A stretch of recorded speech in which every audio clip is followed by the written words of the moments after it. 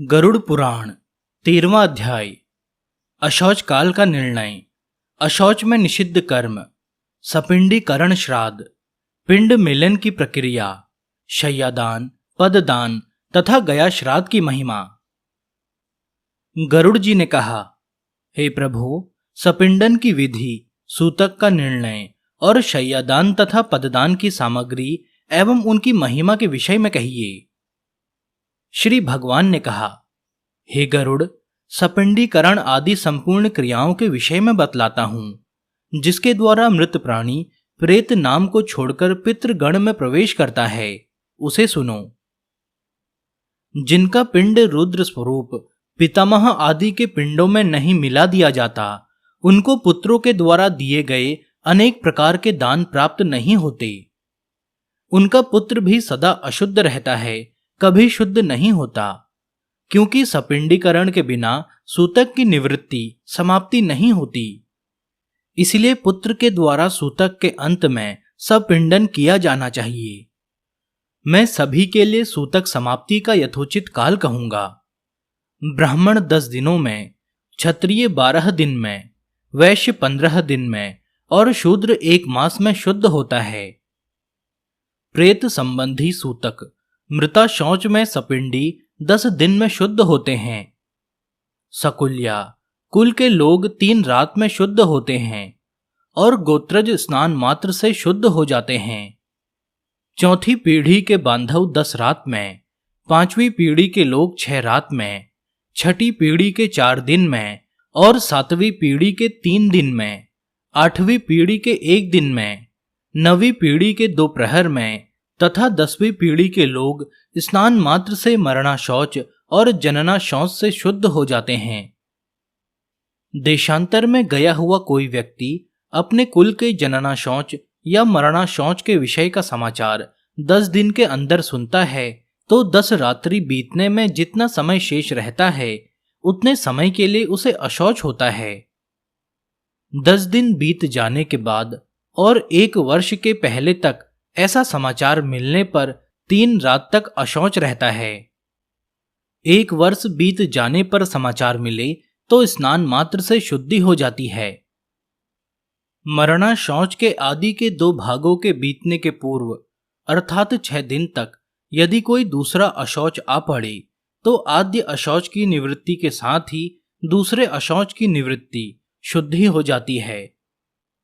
किसी बालक के दांत निकलने तक, दांत निकलने से पूर्व मृत्यु होने पर सद्यः अर्थात उसके अंतिम संस्कार के बाद स्नान करने पर, चूड़ाकरण मुंडन के हो जाने पर 1 रात, व्रत बंध होने पर 3 रात और व्रत बंध के पश्चात मृत्यु होने पर 10 रात का अशौच होता है। जब किसी भी वर्ण की कन्या की मृत्यु जन्म से लेकर 27 मास की अवस्था तक हो जाए, तो सभी वर्णों में समान रूप से सद्यः अशौच की निवृत्ति हो जाती है। इसके बाद वागदान पर्यंत 1 दिन का और इसके बाद अथवा बिना वागदान के भी सयानी कन्याओं की मृत्यु होने पर 3 रात्रि का अशौच होता है, यह निश्चित है। वागदान के अनंतर कन्या की मृत्यु होने पर पितृकुल और वरकुल दोनों को 3 दिन का तथा कन्यादान हो जाने पर केवल पति के ही कुल में अशौच होता है। 6 मास के अंदर गर्भस्राव हो जाने पर जितने माह का गर्भ होता है, उतने ही दिनों में शुद्धि होती है। इसके बाद अर्थात 6 मास के बाद गर्भस्राव हो तो उस स्त्री को अपनी जाति के अनुरूप अशौच होता है। गर्भपात होने पर सपिंड की सद्यः स्नान के बाद शुद्धि हो जाती है। कलयुग में जनना शौच और मरणा शौच से सभी वर्णों की 10 दिन में शुद्धि हो जाती है, ऐसा शास्त्र का निर्णय है। मरणा शौच में आशीर्वाद, देव पूजा, आगंतुक के स्वागत के लिए उठना, अभिवादन, पलंग पर शयन अथवा किसी अन्य का स्पर्श नहीं करना चाहिए।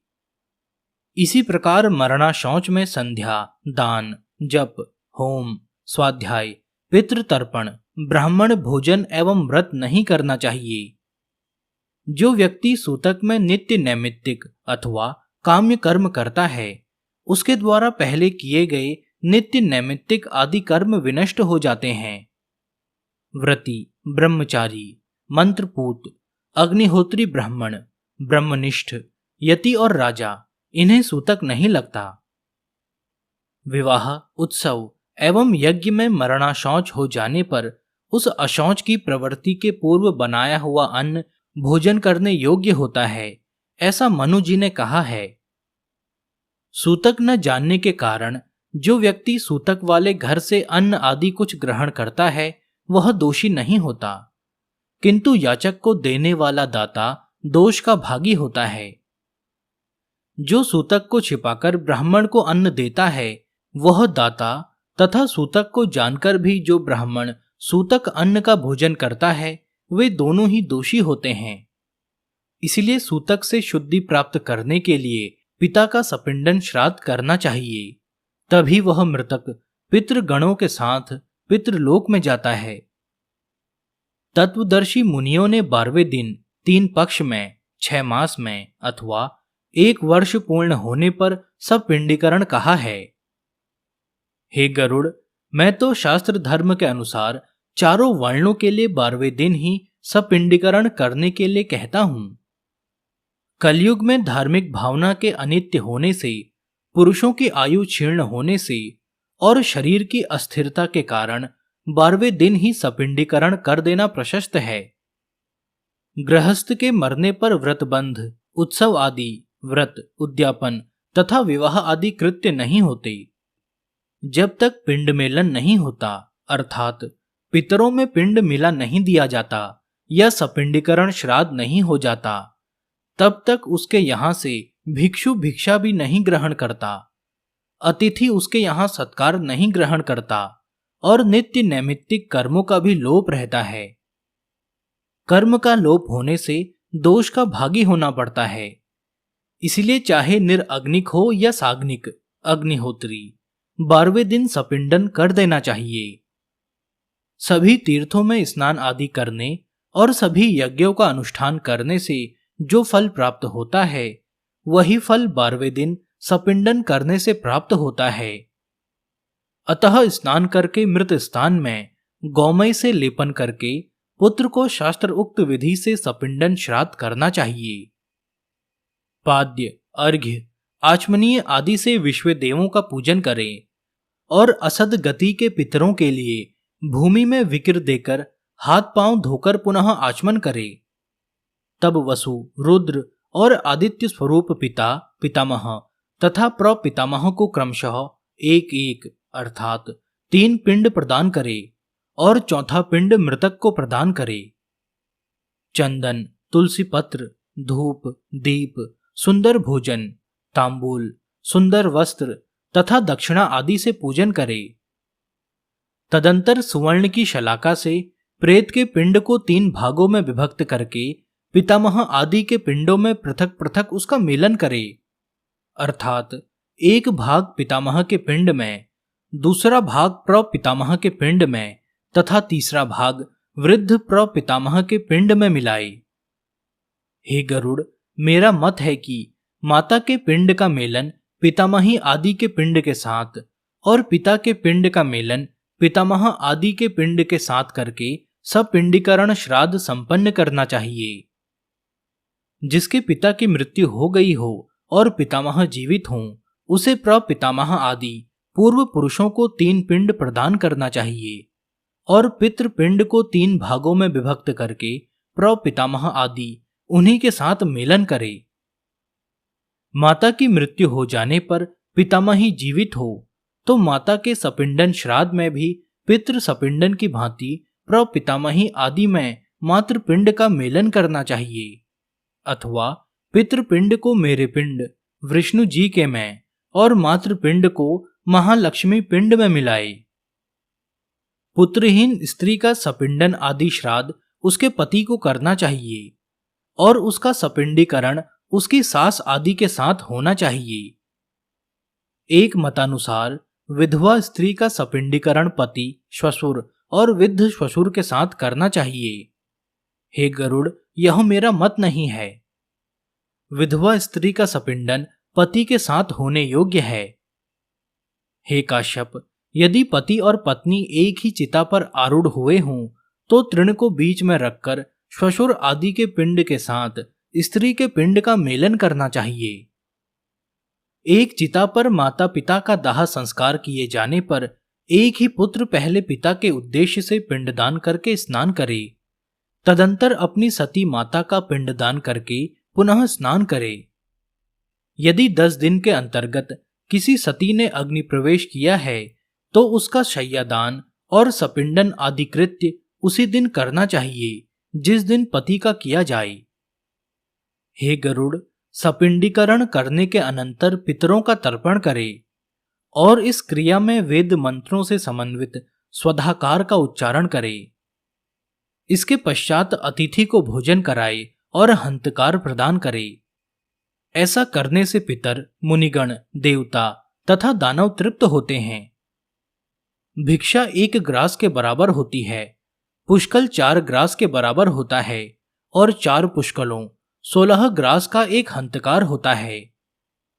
सपिंडीकरण में ब्राह्मणों के चरणों की पूजा चंदन अक्षत से करनी चाहिए और पितरों की अक्षय तृप्ति के लिए ब्राह्मण को दान देना चाहिए।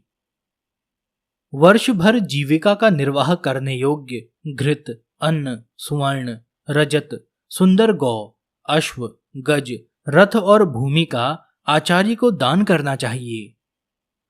इसके बाद स्वस्ति वाचन पूर्वक मंत्रों से कुमकुम, अक्षत और नैवेद्य आदि के द्वारा ग्रहों, देवी और विनायक की पूजा करनी चाहिए। इसके बाद आचार्य मंत्र उच्चारण करते हुए यजमान का अभिषेक करे और हाथ में रक्षा सूत्र बांधकर मंत्र से पवित्र अक्षत प्रदान करे। तदंतर अनेक प्रकार के सुस्वादु मिष्ठानों से ब्राह्मणों को भोजन कराए और फिर दक्षिणा सहित अन्न एवं जलयुक्त 12 घट प्रदान करे। तदंतर ब्राह्मण आदि को वर्णक्रम से अपनी शुद्धि हेतु क्रमशः जल, शस्त्र, कोड़े और दंडे का स्पर्श कराना चाहिए, अर्थात ब्राह्मण जल का, क्षत्रिय शस्त्र का, वैश्य कोड़े का तथा शूद्र डंडे का स्पर्श करे। ऐसा करने से वे शुद्ध हो जाते हैं। इस प्रकार सपिंडन श्राद्ध करके क्रिया करते समय पहने गए वस्त्रों का त्याग कर दे। इसके बाद श्वेत वर्ण के वस्त्र को धारण करके शय्यादान करे। इंद्र सहित सभी देवता शय्यादान की प्रशंसा करते हैं। अतः मृतक के उद्देश्य से उसकी मृत्यु के बाद अथवा जीवन काल में भी शय्या प्रदान करनी चाहिए। शय्या सुदृढ़ काष्ठ की सुंदर एवं विचित्र चित्रों से चित्रित, दृढ़ रेशमी सूत्रों से बिनी हुई तथा स्वर्ण पत्रों से अलंकृत हो। श्वेत रुई के गद्दे, सुंदर तकिए तथा चादर से युक्त हो एवं पुष्प, गंध आदि द्रव्यों से सुवासित हो। वह सुंदर बंधनों से भलीभांति बधी हुई हो और पर्याप्त विशाल हो तथा सुख प्रदान करने वाली हो। ऐसी शय्या को बनाकर आस्तरण युक्त कुश या दरी चादर युक्त भूमि पर रखे। उस शय्या के चारों ओर छाता, चांदी का दीपालय, चंवर, आसन और पात्र, झारी या कलश, गड़ुआ, दर्पण, 5 रंगों वाला चंदवा और शयन उपयोगी और सभी सामग्रियों को यथास्थान स्थापित करे। उस शय्या के ऊपर सभी प्रकार के आभूषण, आयुध तथा वस्त्र से युक्त स्वर्ण की श्री लक्ष्मी नारायण की मूर्ति स्थापित करे। सौभाग्यवती स्त्री के लिए दी जाने वाली शय्या के साथ पूर्वोक्त वस्तुओं के अतिरिक्त कज्जल, महावर, कुमकुम, स्त्रियोचित वस्त्र, आभूषण तथा सौभाग्य द्रव्य आदि सब कुछ प्रदान करें। तदंतर सपत्निक ब्राह्मण को गंध पुष्प आदि से अलंकृत करके ब्राह्मणी को कर्णाभरण, अंगूठी और सोने के कंठ सूत्र से विभूषित करें। उसके बाद ब्राह्मण को साफा, दुपट्टा और कुर्ता पहनाकर श्री लक्ष्मी नारायण के आगे सुख शय्या पर बैठाएं।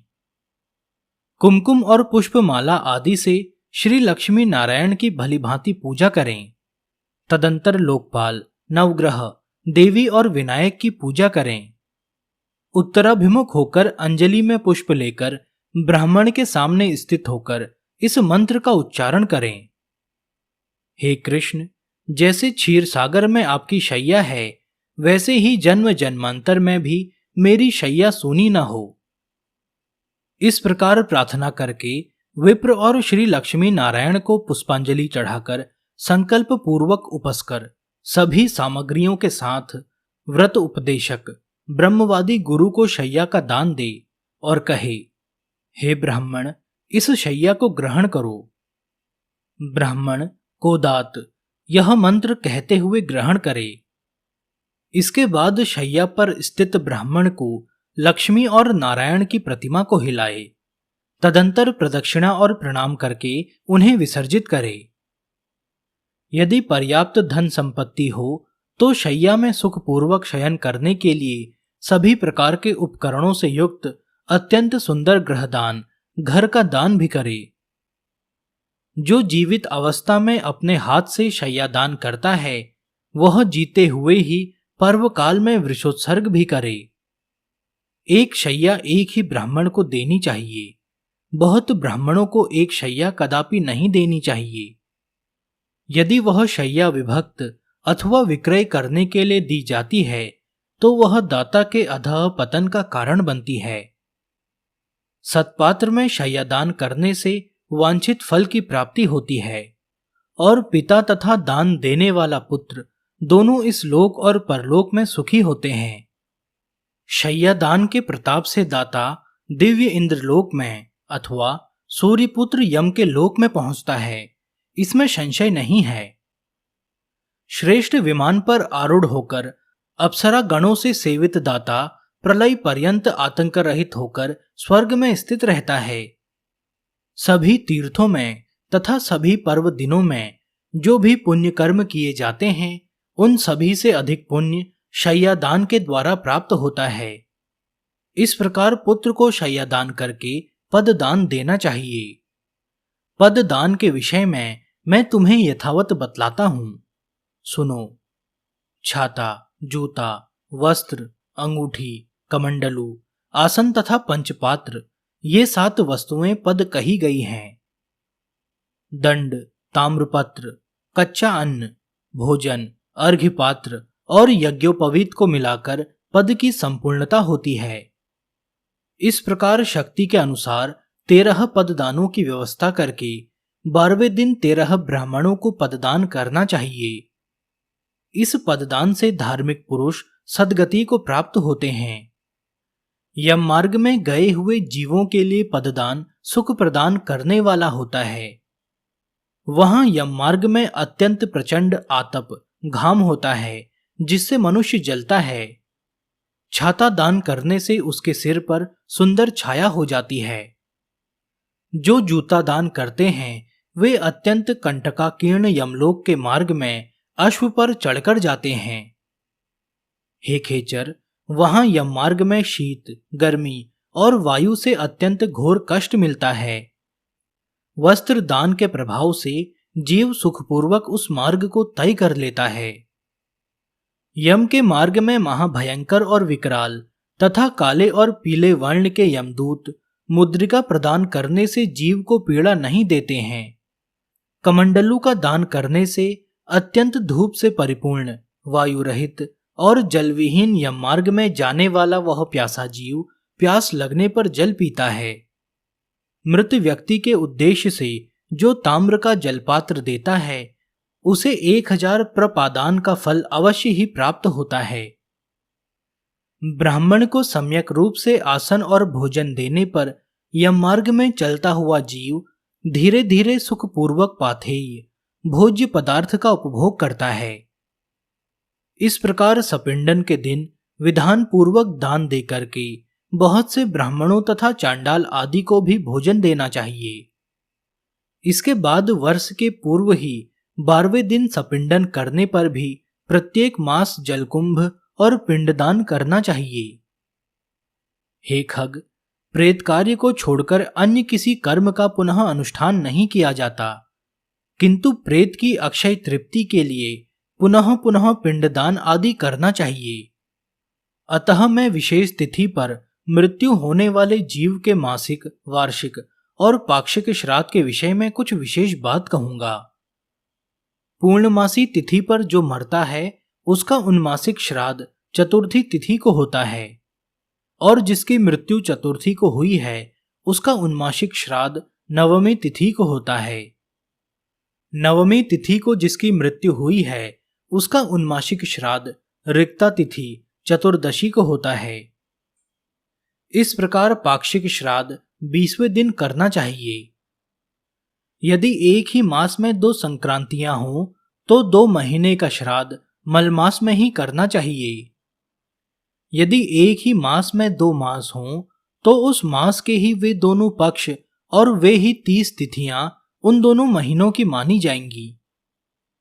मलमास में पड़ने वाले उन दोनों मासों के मासिक श्राद्ध के विषय में विद्वानों को यह व्यवस्था सोचनी चाहिए कि श्राद्ध तिथि के दिन के पूर्वार्ध में प्रथम मास का श्राद्ध करे और द्वितीयार्ध में दोपहर के बाद दूसरे मास का श्राद्ध करे।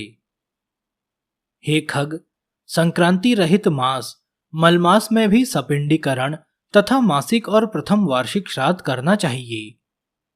यदि वर्ष पूर्ण होने के मध्य में अधिमास आता है तो 13 महीने पूर्ण होने के अनंतर प्रेत का वार्षिक श्राद्ध करना चाहिए। संक्रांति रहित मास में पिंड रहित श्राद्ध, आम श्राद्ध और संक्रांति युक्त मास में पिंड युक्त श्राद्ध करना चाहिए। इस प्रकार प्रथम वार्षिक श्राद्ध को मलमास तथा उसके बाद आने वाले शुद्ध मास 13वें मास दोनों ही मासों में करना चाहिए। इस प्रकार वर्ष पूर्ण होने पर वार्षिक श्राद्ध करना चाहिए और वार्षिक श्राद्ध की तिथि को विशेष रूप से ब्राह्मणों को भोजन कराना चाहिए। 1 वर्ष पूर्ण हो जाने पर श्राद्ध में हमेशा 3 पिंडदान करना चाहिए। एकोदिष्ट श्राद्ध नहीं करना चाहिए, ऐसा करने वाला पितृ घातक होता है।